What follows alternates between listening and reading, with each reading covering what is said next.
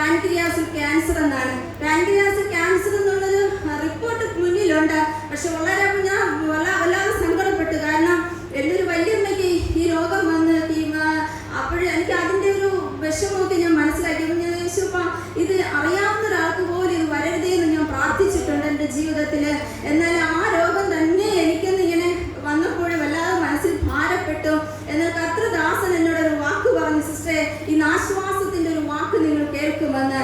ആ വാക്ക് ഞാൻ വിശ്വസിച്ചു, എൻ്റെ കർത്താവ് വിശ്വസിച്ചു. ഡോക്ടറെടുത്ത് ചെന്നപ്പോൾ പാൻക്രിയാസിൽ ക്യാൻസർ ഉണ്ട് എന്നുള്ള ആ റിസൾട്ട് എൻ്റെ മുന്നിൽ ഇരിക്കുമ്പോൾ തന്നെ ഡോക്ടർ എൻ്റെ മുഖത്ത് നോക്കി പറഞ്ഞു, സിസ്റ്റർ നിങ്ങൾക്ക് ക്യാൻസർ ഒന്നും ഇല്ല കേട്ടോ എന്ന്. വലിയൊരു സമാധാനമായി ആശ്രയം കർത്താവിൽ എന്നെ ബലപ്പെടുത്തിയത് ഞാൻ മനസ്സിലാക്കുന്നു. എന്നാൽ പിന്നെയും ഡോക്ടർ പറഞ്ഞിരിക്കുന്നത് ഈ സിസ്റ്റ് ഒരു സർജറി ചെയ്താൽ മാത്രമേ ഇത് മാറുകയുള്ളൂ എന്നാണ്. ഞാൻ വിശ്വസിക്കുന്നു ഇവിടെ നിന്ന് കടന്നു പോകുമ്പോൾ ഞാനും എൻ്റെ പൈതലും ഞങ്ങൾ വളരെ രോഗസൗഖ്യത്തോടെ സാക്ഷിയായി ഇപ്രകാരം ഓരോ അവസ്ഥയിലൂടെയും കടന്നു പോകുമ്പോഴൊക്കെയും കർത്താവിന്റെ സ്നേഹം എന്തെന്ന്, അന്ന് ആ വിശ്വാസത്തിൽ ഞങ്ങൾ ഉറച്ചു നിന്നപ്പോഴുള്ള കർത്താവിന്റെ കരുണ എന്തെന്ന്, കരുതൽ എന്തെന്ന് ജീവിതത്തിൽ അനുഭവിച്ചുകൊണ്ട് ഞാൻ മുന്നോട്ട് പോകുന്നു.